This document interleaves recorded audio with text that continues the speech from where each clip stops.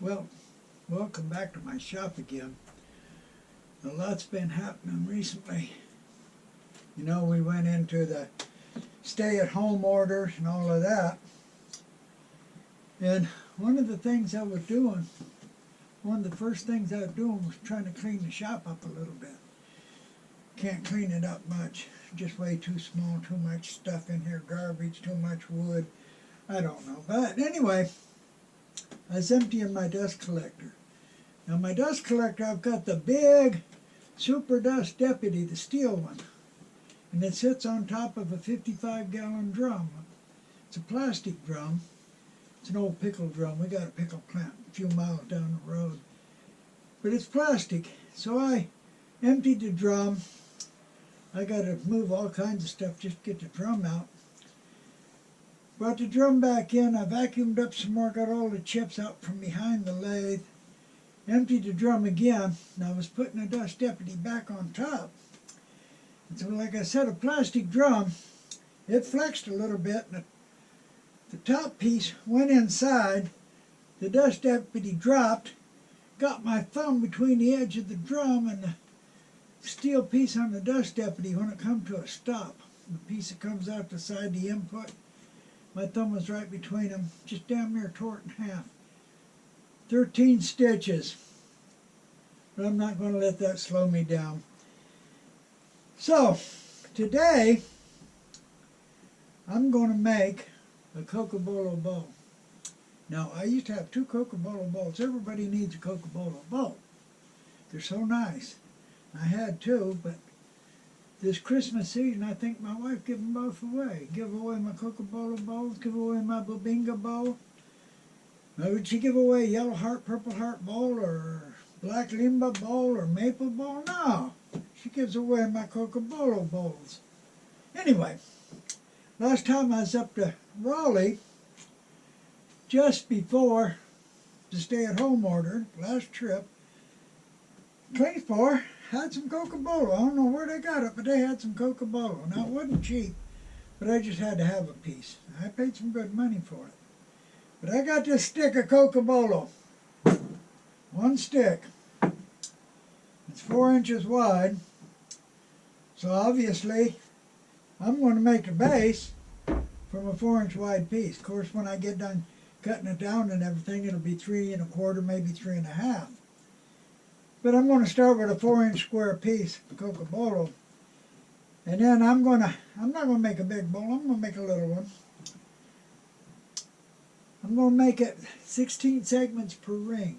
Now, you ask why I don't do 8, 6, 8, 12. I don't think they look near as good as 16. The grain change you get between them, the bigger the segments. So 16 or more segments per ring, to me, looks a lot better. So I'm going to use 16. I could use 24, I could use 32, but I'm going to use 16. Like I said, I'm going to make the base from a 4-inch square piece of this. First thing I'm going to do is cut off a piece for the base. Next I'm going to have to cut it in half and rip some up for segments. But first let's work on the base. So I'm going to cut off a 4-inch square piece. Mount it in my cold jaws like I always do and turn me a base. I just got to have a Cocobolo bowl. I don't think I'm going to put any finish other than wax on the bowl. I think I'm going to sand it out, put it on the buffer system, buff it out, then just put wax on it, see what it looks like. Now let's get started. I've got it cut, mount it in the cold jaw my normal way, put a mortise in for my scroll jaw chuck, put a groove, cut it on the bandsaw. That's what I'm going to do, like I normally do. When I was cutting this Cocobolo, thought occurred to me, what does Cocobolo, cherry, yellow heart, canary wood, African blackwood, some of the others have in common? It's the odor. Once you cut it, you know right away what it is by the odor. They've all got a very distinct odor. And of course, I think Cocobolo's got a good order to it. Anyway, I'm going to go ahead and put this up. Cut the mortise, cut the ring in it, then put it over on the bandsaw it round. Got a mortise put in it. Got the corners cut off, sort of kind of round. So I'm going to put it on the squirrel jaw chuck. After I get it on the squirrel jaw chuck, tighten her down, put it on a lathe. I'm going to turn it around. Turn it around. I'm going to dish it out in the center. Leave about an inch all the way around the edge. Now turn it flat and sand it flat. Be ready to make a first ring and put on it. Like I said, I'm going to use 16 segment rings. I'll probably make 2 rings, whatever the thickness of the board is for height. I guess it looks like about an inch, maybe a little bit more than an inch for thickness. That's exactly an inch. So yeah, I'll just strip it off, cut it off the edge, and then make it about an inch square, be an inch high. So, put it on a lathe, dish it out, turn it round, put a flat edge around it. I'm going to make the segmented rings 3/4 inches tall. So I ripped a piece off the edge, 3/4 of an inch. So the board was an inch thick, so this is an inch wide by 3/4 of an inch tall now. Actually, I ripped 2 pieces off, but this one of them. So the first ring I'm going to make be 5 inch. Base actually measures right at 4 inch, even after I turn it round. So I'll make the first ring 5 inch. Get my cheat sheet out here. 16 segments, 5 inch, 0.9945. Set this to 0.9945. Actually, I've already got it set. Already got it set up. Got 16 segments. I'm going to sand them lightly on the disc sander. I'm going to clamp them and glue them. So let me cut some segments first, and then I'm going to take them over and sand them. We'll clamp them up. I got the segments cut. I got them sanded on the disc sander. Got them dry clamped. Check for tightness. Now, if you want a good segment turning, you have to have good glue joints. If you want a great segment turning, you have to have great glue joints. There's no other way. So check these for tightness. And this one here is tight, so I'm going to go ahead and glue it up. Oh, you like my nylon cord clamp? It's so easy to make and so easy to use. It sure beats band clamps. No more band clamps for me. They're just too big a pain. But this is easy to use, easy to make. I got a video just on making this clamp. Also got a video just on making a basic segmented ring if you want to know.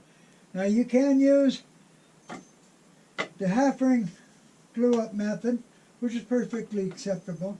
I prefer the single ring glue up method. If this was, well, if I had a loose one, if there was a open joint, then I'd take one or more segments back over to the sander and change the angle on them a little bit until it was tight. But this one's tight, so I can go ahead and glue it up. It's been 15 minutes since I glued it, so I can go ahead and flatten it now. I could flatten it in a drum sander, but I prefer put it in a cold jar, turn it a little bit, sand it flat, and then it'll be ready to glue on. I'm going to leave it in the cold jars to glue it on. Put it in the tailstock and glue it right up. So right now, I'm going to put it on, turn it flat, and then sand it. Get it perfectly flat. I turned this flat and sanded it flat, so it's perfectly flat now. Got it in a cold jar. Got my live adapter for the tailstock on it. I'm going to put a little glue on it, put it in this tailstock and bring it up and glue it. And then I'll let it set for at least 15 minutes before I turn it. After it sets for 15 minutes or more, I'll turn the inside a little bit, turn the bottom into this first ring. Then I'll flatten the top of this first ring, the other side of it, and get ready to do the second ring on. I'm only going to put 2 rings on it.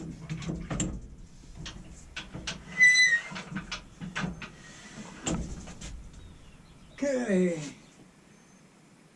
move it around, get the glue spread out a little bit. Get it spread out pretty good.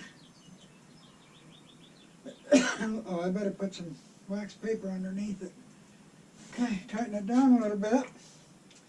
Wait 15 minutes. Got the base ready. Base is 4-inch. Made a 5-inch ring and put on it. Now, depending on the shape I want, how big I'll make a second ring. Well, I think I'll make a second ring 6-inch, make it come out. If I made it 5-inch, I could make it curve in a little bit. So 6-inch ring, I'm going to make a 6-inch ring. 6-inch ring, 16 segments per ring, 1.1934. So I'll set this up and set my table saw up and cut 16 more segments and sand them. I got the second ring cut, sanded. Now the second ring, cut from the same stock that I prepared, that I cut the first ring from. Same thing. Same setup. I ain't touched the setup on the table saw. And yet, I had to adjust the angle on one of these to get the ring tight. I had to put a little bit of less angle on one of them. So I adjusted the angle on one and got the ring tight, so it's ready to glue up. So what am I trying to say? Why didn't it fit up like the first one? Who knows? It's wood, that's why. But like I said, cut them same stock, same setup, ain't touched it. And this one wasn't tight when I dry clamped it the first time. The other ring was. Anyway, right now it's ready. As soon as I get this one glued up, I'll be ready to turn the inside of that one, be ready to flatten the outside of that ring.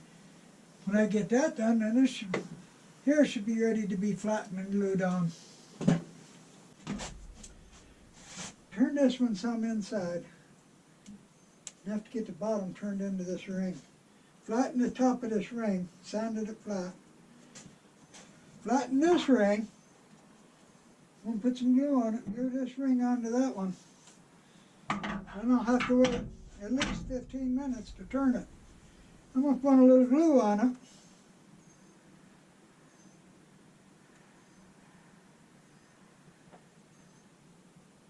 Put way too much glue on it.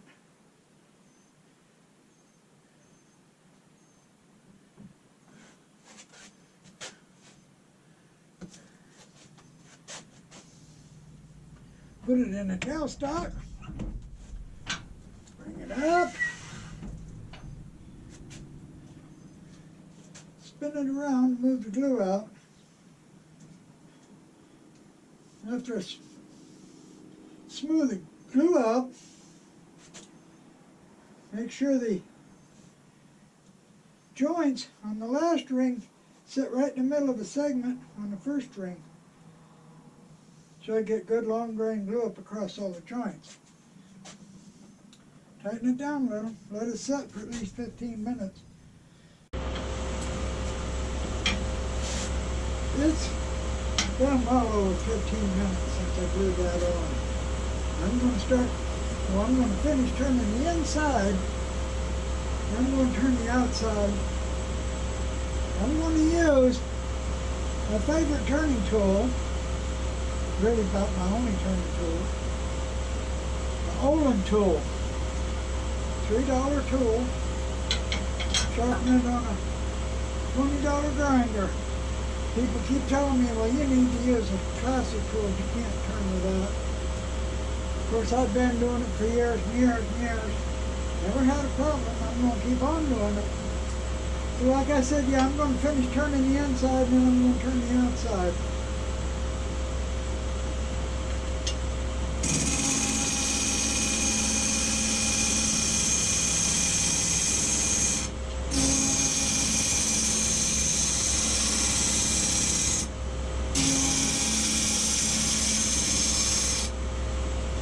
think I'm going to have to start the dust collector. I've turned it. I've already sanded the inside. Now, sanding is ultra easy. Most people fear it. Most people say they hate sanding.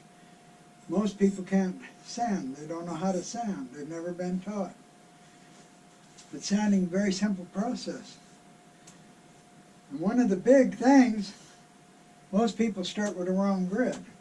And a lot of that, of course, is because other turners say, well, I start with 220. I don't have to use the... And I've seen people, start with 220, put it on a power sander, and wear out 4 or 5 sheets trying to get out the tool marks or the tear out. The thing is, you start with whatever grit you need to get the marks out, tool marks or tear out or whatever. Now on this, I've already took the 80 grit and got the tool marks out.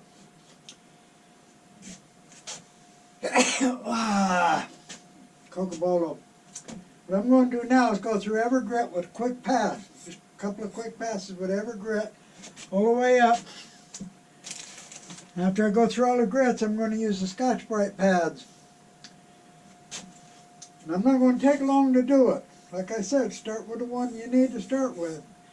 And then just each grit, just go through it real quick. I got all the grits here cut, ready to go. So I'm going to go through them. I'm going to turn on the dust collector so you won't be able to hear me talking. So let's get to it.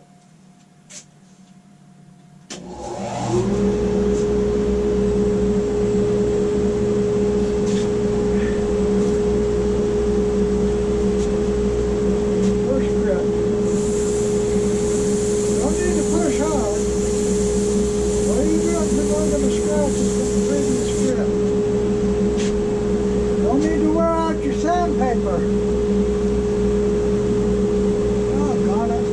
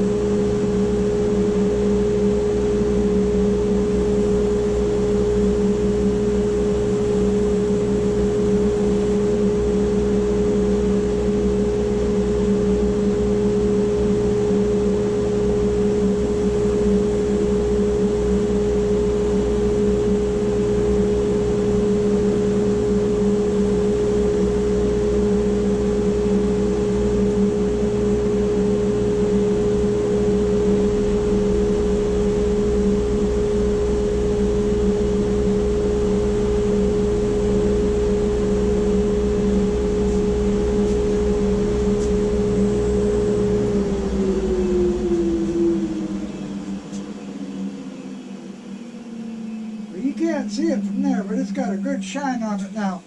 It's just that easy. No problem. I think I'm ready now to take it over and put the Beal buffer on it. First I'm going to buff the inside with the Beal system. I'm going to put it on my drill press. Just buff the inside. The brown compound. Next I'll do the white. I've already got the compound on it.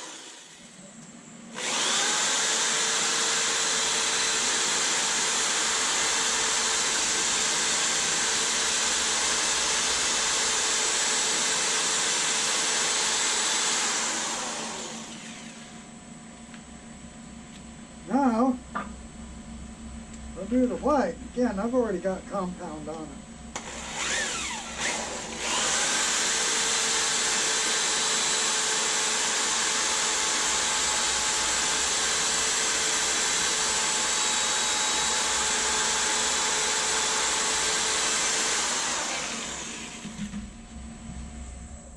That shines pretty good. I think I'm just going to finish it with wax. I'll go ahead and put the wax on. See what it looks like. The wax, see what it looks like.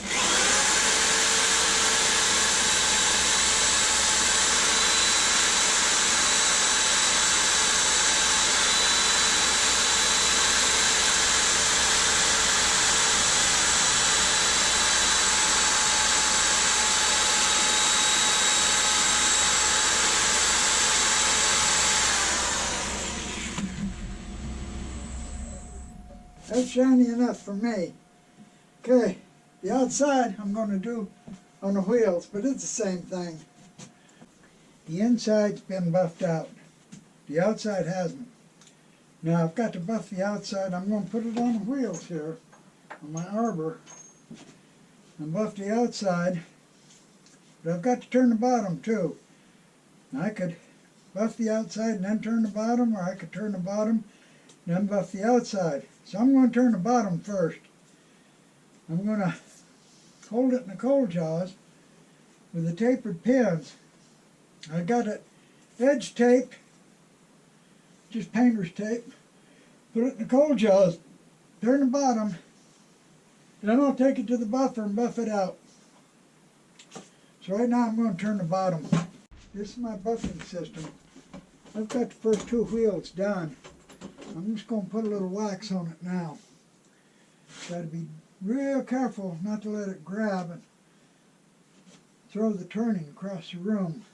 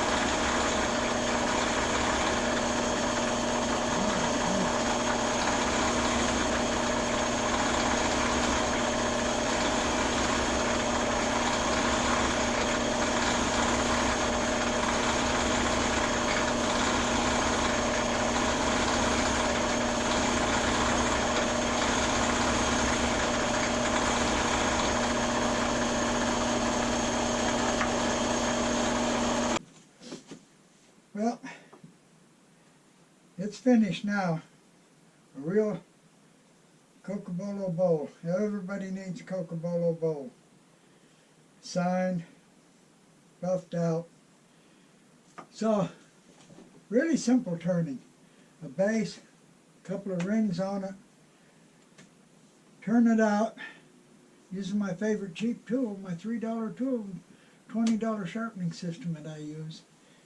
I know a lot of people say I can't do this or I can't do that, but I keep on doing it anyway. And sanding is so easy. You see how quick and easy I sanded this all the way, and it is shiny. I mean, there are no scratches in it, there's no nothing, it's shiny. And I buffed it. buffing was easy, real quick and easy. So, there you have it. And next I'm going to start making, being as how we're quarantined or whatever you want to call it, locked up, quarantined, having fights with your wife, staying in the shop. I'm going to make a whole bunch of little bowls, open segment. I got a lot of wood cut. I think I'm going to make a lot of them with mixed woods. When people love that mixed wood bowls. I don't know why. You put different woods in a bowl, people love them. So I'm going to make a whole bunch of open segment bowls. I don't know how many segments per ring I'll be making. 16, 24, 30, I don't know. Whatever. But I'm going to make a bunch of them. Bring up my stock in little bowls again. So I hope you appreciate this little video, and I appreciate the people that watch it, and I really appreciate those that subscribe. And I'm going to leave my email up here for anybody that wants any comments or anything. And of course, I got my cheat sheets if anybody wants a copy. And thank you for watching, and come back and see my next one.